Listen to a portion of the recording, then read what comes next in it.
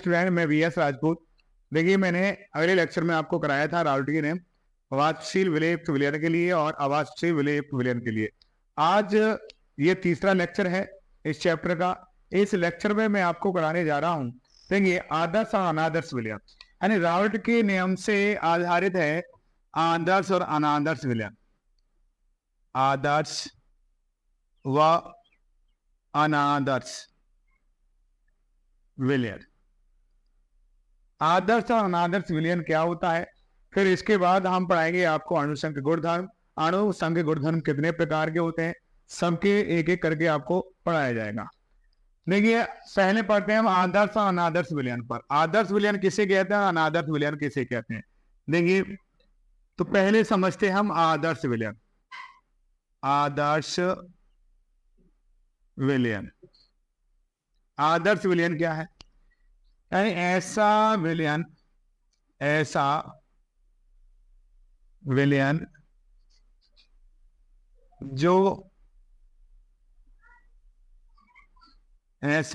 जो राउल्ट के नियम पर, ऐसा विलयन जो सांद्रता व ताप की सभी परिस्थितियों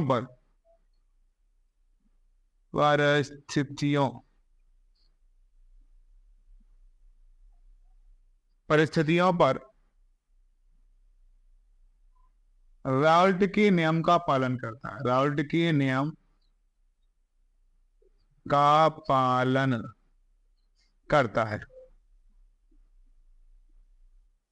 आदर्श विलयन कहलाता है। आदर्श विलयन कहलाता है।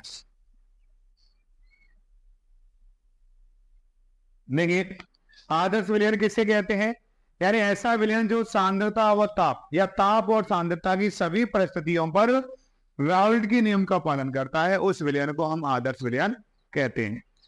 देखिए, इसमें कंडीशन क्या है आदर्श विलयन के लिए, यदि अवयव ए व बी से मिलकर कोई आदर्श विलयन बनाए, मिलकर कोई आदर्श विलयन बना है, तो उसमें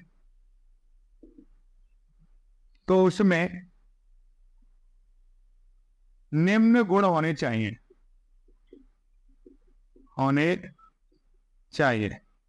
भाई, कोई विलयन अगर आदर्श है, शुद्ध कर लेना इसे, अगर कोई विलयन भाई ए और बी से मिलकर बना है, तो उस आदर्श विलयन है, आदर्श विलयन में क्या गुण होने चाहिए, निम्न गुण होने चाहिए। क्या क्या होने चाहिए, नंबर 1, पहला गुण होना चाहिए कि राउल्ट के नियम का पालन करता हो। राउल्ट के नियम का पालन करता हो। क्या, राउल्ट के नियम का पालन करता हो। क्या पालन करता हो, यानी अवयव ए और बी से मिलकर बना है, तो हम कह सकते हैं राउल्ट के नियम से कि अवयव ए का वास्तव दाब कैसा होना चाहिए, अवयव ए का वास्तव दाब प्रोपोर्शनल XA की, या आप कह सकते हैं PA = P0A × XA, इसके होना चाहिए। बी पॉइंट है इसका। दूसरा अवयव PB प्रोपोर्शनल XB, या आप कह सकते हैं PB = P0A × XB, sorry PB × XB। या तीसरा इसका क्या बन जाएगा, विलयन का कुल वास्तव दाब P कुल, या विलयन का कुल वास्तव दाब, यानी हम कह सकते हैं P कुल बराबर P0A × XA प्लस के P0B × XB। ये कंडीशन होनी चाहिए, तो वो कैसा होगा, एक आदर्श विलयन होगा। दूसरी कंडीशन क्या होनी चाहिए, वही कोई विलयन दो अवयवों से मिलकर बना है, तो दोनों अवयवों का आयतन विलयन के आयतन के बराबर होना चाहिए।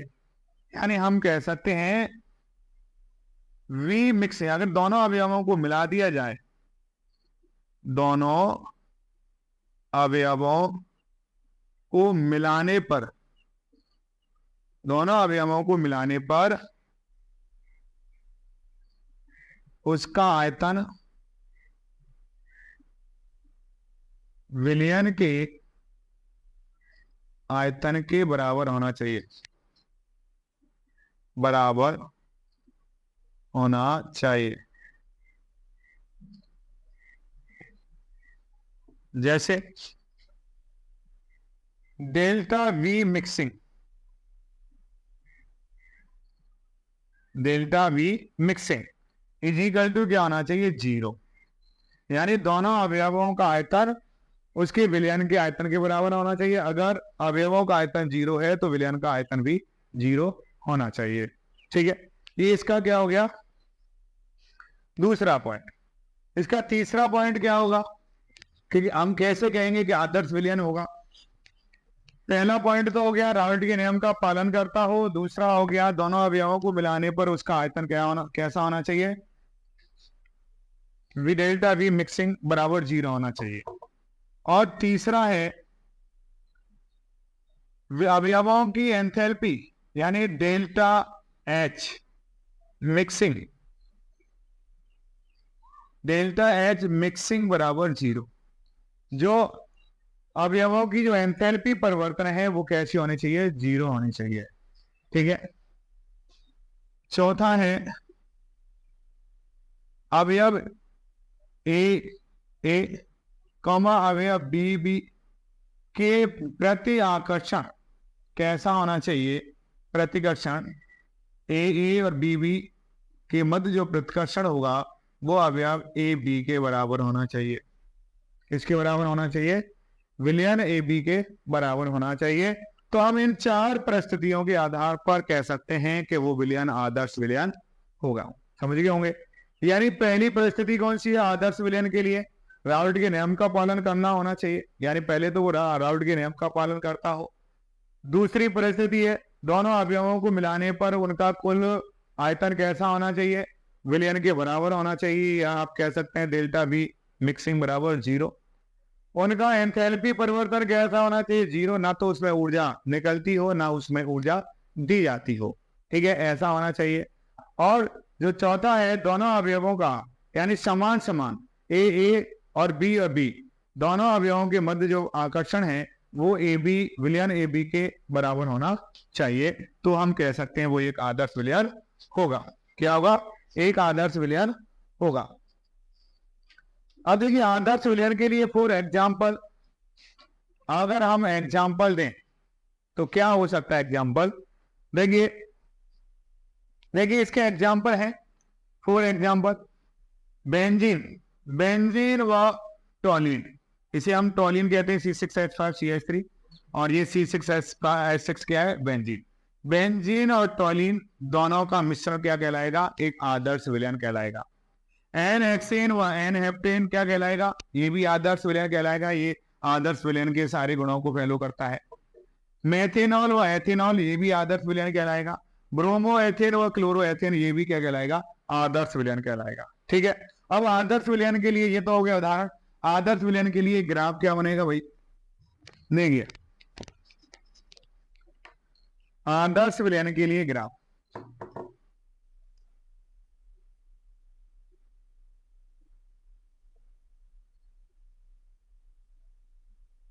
के लिए ग्राफ क्या आएगा, ग्राफ हम मोलस और सांद्रता के मध्य बनाते हैं। यहां पर ये मोलस दिखाएगा और ये सॉरी सांद्रता नहीं वाष्प दाब, और ये क्या दिखाएगा, वाष्प दाब। ठीक है, अब देखिए कोई विलयन हमारा, इसे नीचे लिखता हूं थोड़ा, मोलस, देखिए इधर कैसे बनाएंगे, कोई हमारा विलयन है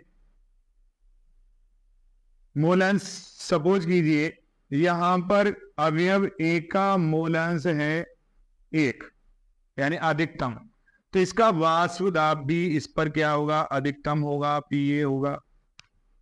ठीक है, और दूसरी तरफ देखेंगे, क्योंकि ये क्या होता है आपको मैंने बताया था, अवयव ए का वाष्प दाब मूल अंश के समानुपाती होता है एक्स ए, तो यानी वाष्प दाब बढ़ेगा तो मूल अंश भी बढ़ेगा, वाष्प दाब घटेगा तो मूल अंश भी घटेगा। इधर देखिए, अब इस अवयव का मूल अंश आ गया, अवयव ए का मूल अंश हो गया इधर क्या 0, तो वाष्प दाब भी घटकर क्या हो जाएगा, यहाँ पर 0 हो जाएगा। तो हम यहां से यहां तक मिला सकते हैं इसे, यहां से यहां तक ऐसे मिला दीजिए। ये क्या दिखा रहा है, ये दिखा रहा है P A proportional X A को, किसको दिखा रहा है, पी ए प्रोपोर्शनल एक्स ए। इसी प्रकार अब यहां पर देखिए एक्स बी का मूल अंश यहां पर क्या है 0 है, तो वाष्प दाब भी 0 होगा। और इस अक्ष पे देखिए अवयव बी का मूल अंश क्या है, अधिकतम है, तो इस पर वाष्प दाब भी अधिकतम होगा, पी भी होगा। तो इन दोनों को मिला दो, यहां इन दोनों को मिला देंगे तो ये वाली ऐसी लाइन जाएगी। इसे ये किसको दिखा रहा है, ये दिखा रहा है P B proportional X B को। ठीक है, अब इन दोनों पी बी और पी ए और पी बी को मिला दो, ये इनका क्या दिखाएगा, योग दिखाएगा। क्या हो जाएगा, पी कुल को दिखाएगा, पी कुल बराबर पी ए प्लस के पी बी, इसको दिखाएगा जी। तो ये होता है आदर्श विलयन के लिए ग्राफ, किसके लिए, आदर्श विलयन के लिए ग्राफ। समझ गए होंगे, फिर दोबारा समझ लीजिए आदर्श विलयन के लिए ग्राफ, यानी हमें मूल अंश और वाष्प दाब के सापेक्ष हमें क्या दिखाना है, ग्राफ दिखाना। इधर भी वाष्प दाब है और इधर भी वाष्प दाब है। अवयव हमारे दो हैं, इधर अवयव ए है, इधर अवयव बी का है। तो देखिए जब अवयव एक का मूल अंश अधिकतम है तो इसका वाष्प दाब भी अधिकतम होगा। जब अवयव बी का अवयव बी का मूल अंश सबसे कम है 0 है, तो इसका वाष्प दाब भी 0 होगा। इस अक्ष पे देखिए अवयव ए का मूल अंश यहाँ पर 0 है, तो वाष्प दाब भी 0 है। अवयव बी का मूल अंश 1 है, अधिकतम है, तो इसका वाष्प दाब भी अधिकतम है।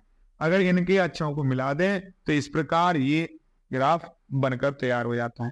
ठीक है, अब नेक्स्ट आता है, ये तो हो गया आदर्श विलयन, नेक्स्ट आएगा आप अनादर्श विलयन। कौन सा आएगा, अनादर्श विलयन।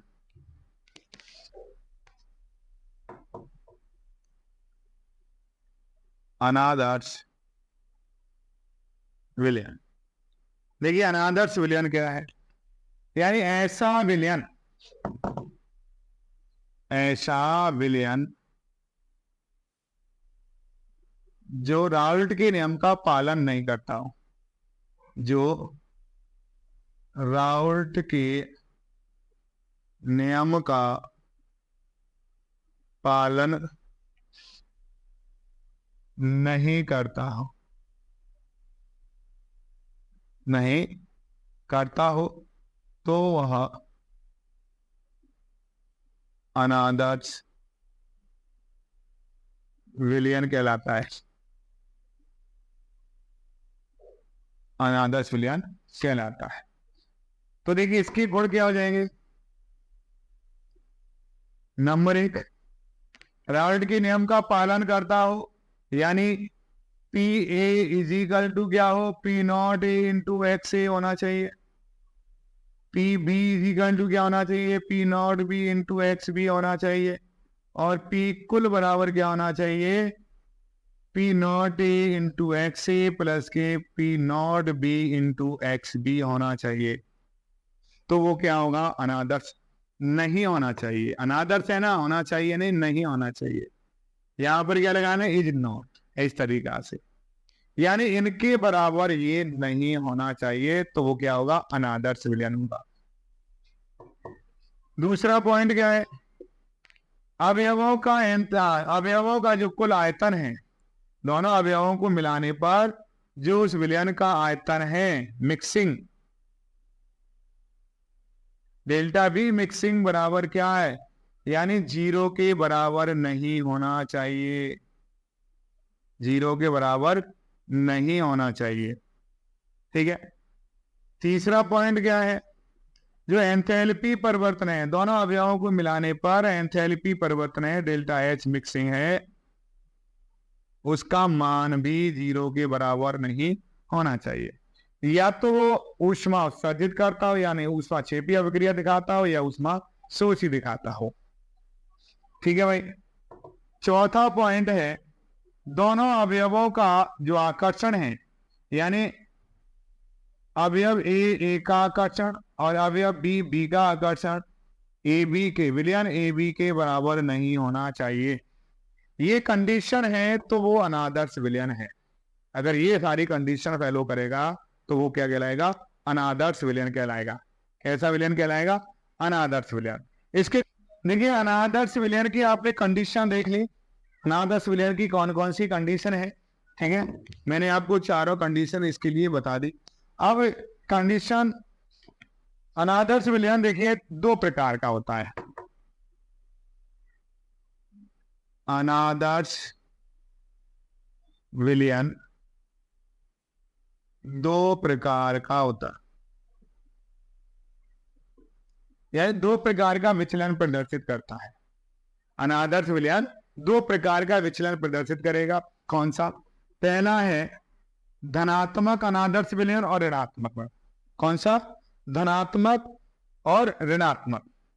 तो आप लिख सकते हैं धनात्मक विचलन प्रदर्शित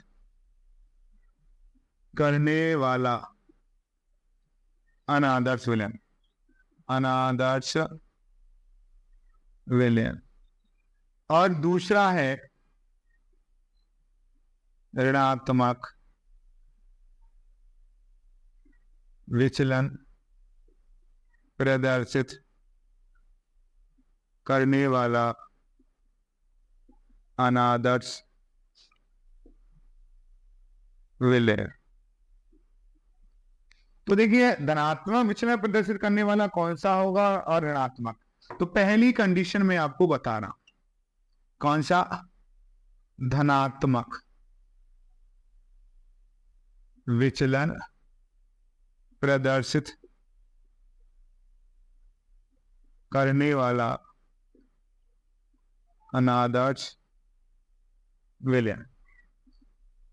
कंडीशन क्या है, देखिए नंबर 1, पहली कंडीशन है कि यह विलयन जो अवयवों का वाष्प दाब है, यानी P अधिक होना चाहिए। अवयव का वाष्प दाब, विलयन के अवयव का वाष्प दाब उसके मूलांश या शुद्ध अवस्था के वाष्प दाब से क्या होना चाहिए, अधिक होना चाहिए, XA। ठीक है। ऐसे ही दूसरी कंडीशन, इसके यहाँ दूसरा पॉइंट आएगा, यानी अवयव बी का वाष्प दाब भी उसकी शुद्ध अवस्था में वाष्प दाब और मूलांश, शुद्ध अवस्था में वाष्प दाब और मूलांश के गुणनफल के क्या होना चाहिए, अधिक होना चाहिए। तीसरा आ जाएगा इसका, यानी दोनों अवयवों को अगर जोड़ दिए जाए PA प्लस के PB, यानी P कुल आप लिख दो, आप यहाँ पर क्या आ जाए, P कुल बराबर P कुल, यानी विलयन का जो वाष्प दाब, कुल वाष्प दाब है, इन दोनों के कुल वाष्प दाब से क्या सा होना चाहिए, कम होना चाहिए, अधिक होना चाहिए, सॉरी, प्लस के P0B इंटू XB। ये कंडीशन होनी चाहिए। ये कंडीशन कौन सी है, पहली। दूसरी कंडीशन कौन सी है, इन दोनों अवयवों का जो आयतन है, आप कह सकते हैं delta V mixing. Delta V mixing बराबर कैसा होना चाहिए, धनात्मक होना चाहिए। ऐसे ही, यानी धनात्मक क्या होगा, धनात्मक उसे कहते हैं, उसका आयतन कैसा होना चाहिए, धनात्मक होना चाहिए। डेल्टा H मिक्सिंग, एंथैल्पी परिवर्तन भी कैसा होना चाहिए, धनात्मक होना चाहिए।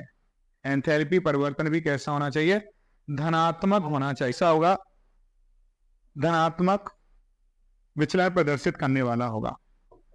चौथी कंडीशन क्या है, यानी अवयव ए और बी का, यानी अवयव ए और बी यानी विलयन का जो अवयव दोनों अवयव ए और बी का जो विलयन है और विलयनों के मध्य जो आकर्षण है वो विलयन का आकर्षण अधिक होना चाहिए किसकी अपेक्षा, अवयव ए और अवयव बी की अपेक्षा ये अधिक होना चाहिए। तो वो क्या होगा, एक धनात्मक विचलन प्रदर्शित करने वाला होगा। इसका ग्राफ देख लीजिए, इसका ग्राफ क्या बनेगा,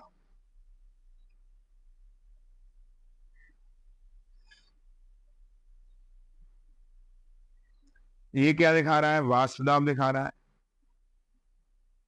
वाष्प दाब। ये क्या दिखा रहा है, मोलेंस। ठीक है भाई। अब देखिए जब अवयव एक का मोलेंस क्या है, अधिकतम है, तो वाष्प दाब भी क्या होगा, अधिकतम होगा। यहां पर देखिए अवयव ए का वाष्प दाब, अवयव ए का मोलेंस क्या है 0, तो इसका वाष्प दाब भी क्या होगा, 0 होगा। इन्हें मिला दो हम इस तरीका से। ठीक है, अवयव बी का मोलेंस क्या है 0 है, तो वाष्प दाब भी 0 होगा। और यहाँ पर अवयव बी का मोलेंस 1 है, अधिकतम है, तो इसका वाष्प दाब भी यहाँ पर क्या होगा, अधिकतम होगा। इसे मिला दो तो ये किसको दिखा रहा है, ये दिखा रहा है P A proportional X A को, और ये दिखा रहा है P B proportional X B को। इन दोनों को मिला देंगे तो ये क्या दिखाएगा, पी कुल को दिखाएगा। पी कुल बराबर P naught A into X A plus के P naught B into X B, इसको दिखाएगा। अगर ये धनात्मक विचलन कर रहा है तो हम इसके ग्राफ को कैसे बना देंगे भाई, ऊपर उठा हुआ ऐसे। ठीक है, ऐसे ही इसका ग्राफ उठा देंगे इस तरीका से, और इसी प्रकार इसका भी ग्राफ ऐसे उठ जाएगा।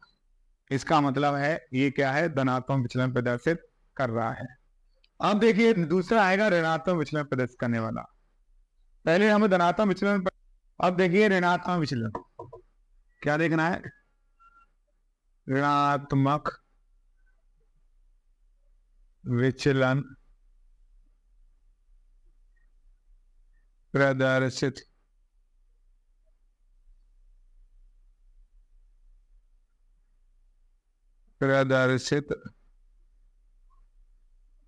करने वाले अनादर्श विलयन। देखिए ऋणात्मक विचलन प्रदर्शित करने वाले अनादर्श विलयन कौन से होते हैं, उसके लिए क्या कंडीशन है, तो कंडीशन देखिए नंबर 1, यानी ऋणात्मक विचलन कौन से होते हैं, जो दो अवयव, यानी राल्ट के नियम का है, मैंने आपको बताया था कैसा होना चाहिए, अवयवों का वाष्प दाब शुद्ध अवस्था में और मोल अंश के गुणनफल के वाष्प दाब से क्या होना चाहिए, कम होना चाहिए। तो आप कह सकते हैं P A is less than P naught A into X A. ठीक है, दूसरी कंडीशन कौन सी इसकी, अवयव बी के लिए P B less than P naught B into X B, P naught B into X B.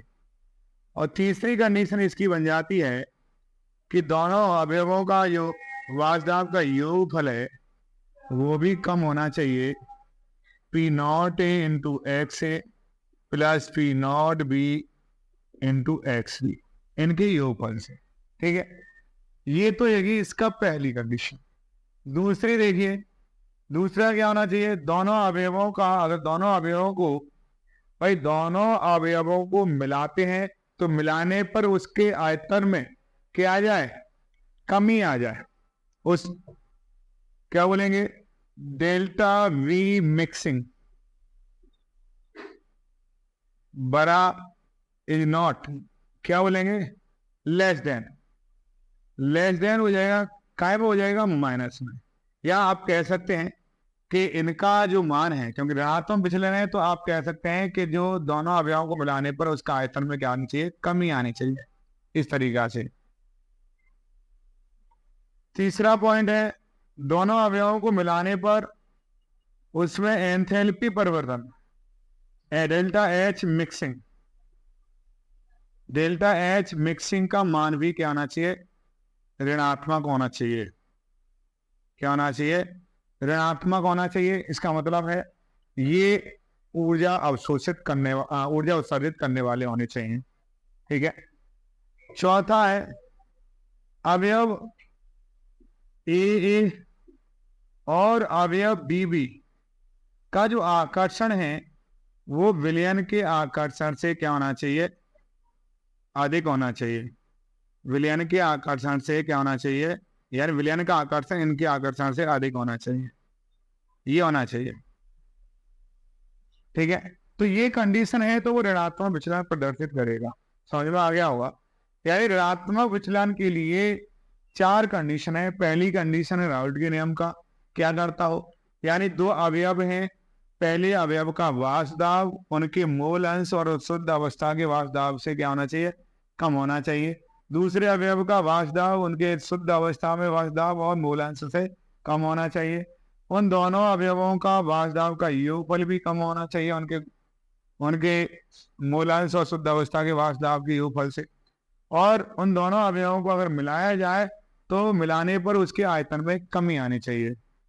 जो उनकी एंथैल्पी परिवर्तन क्या होना चाहिए, ऋणात्मक होना चाहिए। और अवयव ए का आकर्षण अवयव बी का आकर्षण क्या होना चाहिए, विलयन के आकर्षण से कम होना चाहिए। तो वो क्या होगा, ऋणात्मक विचलन प्रदर्शित करेगा। ठीक है। अब देखिए इसका ग्राफ देखो, ग्राफ क्या बनेगा, ऋणात्मक विचलन का ग्राफ। ये हमारा मूलंश दर्शाएगा नीचे, मूलंश, और ऊपर क्या दर्शाएगा, वाष्प दाब। वाष्प दाब दोनों ही क्या दर्शाएंगे, वाष्प दाब को दर्शाएंगे। अब देखिए जब हमारे अवयव ए का मूलांश क्या था, अधिकतम था, तो इसका वाष्प दाब भी क्या था, अधिकतम था। ठीक है। इधर देखिए जब अवयव ए का मूलांश क्या है, बहुत कम है यानी 0 है, तो वाष्प दाब भी इस पर 0 हो जाएगा। दोनों को क्या कर दो भाई, मिला दो। इस तरीका से हम दोनों को मिला देंगे ये। ठीक है। ऐसे ही जब अवयव बी का मूलांश क्या था, यहाँ पर 0 था, तो वाष्प दाब भी 0 था। और इधर अवयव बी का मूलांश क्या है, अधिकतम है, तो इसका वाष्प दाब भी क्या है, यहाँ पर अधिकतम है। इन दोनों को क्या करेंगे, मिला देंगे। इस तरीका से हम मिला देंगे इनका। ठीक है। और पी ए का वाष्प दाब हो गया या पी बी का वाष्प दाब, तो ये दिखाएगा कुल वाष्प दाब को। किसको दिखाएगा, कुल वाष्प दाब को। तो हम कह सकते हैं ये क्या दिखा रहा है, ये दिखा रहा है पी ए प्रोपोर्शनल एक्स ए के मान को दिखा रहा है। और ये क्या दिखा रहा है, P B proportional X B के मान को दिखा रहा है। और ये इनके योगफल के दिखा रहा है, पी कुल बराबर पी ए प्लस के पी बी को दिखा रहा है। ठीक है। अब देखिए ऋणात्मक विचलन है, इसका मतलब इसका योगफल कैसा हुआ, कम होना चाहिए। तो इसका कर्व ऐसे बन जाएगा, इसका भी मान कम होना चाहिए, तो इसका कर्व ऐसे बन जाएगा। ऐसे ही इसका कर्व ऐसे नीचे झुकते हुए इसके कर्व बन जाएंगे। तो ये दिखा रहा है ऋणात्मक विचलन के लिए। ठीक है। ये इसका ग्राफ बन जाएगा। समझ में आ गया होगा ग्राफ। अब देखिए उदाहरण क्या है इसके, 4 एग्जाम्पल ऋणात्मक विचलन के उदाहरण। देखिए 4 एग्जाम्पल है इसका एग्जाम्पल। पहला एग्जाम्पल क्लोरोफॉर्म व एसीटोन का मिश्रण, दूसरा क्लोरोफॉर्म व बेंजीन का मिश्रण, तीसरा जल और HCl का मिश्रण, चौथा है जल और HNO3 का मिश्रण। अगर पांचवा लिखना चाहें तो पांचवा लिख सकते हैं, एसीटोन व ईथर का मिश्रण। किसका, ईथर का मिश्रण। तो ये ऋणात्मक विचलन प्रदर्शित करने वाले हैं। ठीक है। समझ में आ गया होगा ऋणात्मक विचलन। तो ये आदर्श विलयन और अनादर्श विलयन। आदर्श विलयन किसे कहते हैं, आदर्श विलयन उसे कहते हैं जो राउल्ट के नियम का पालन करता हो। किस पर, ताप और सांद्रता की सभी परिस्थितियों पर अगर राउल्ट के नियम का पालन करता है तो वह विलयन क्या कहलाएगा,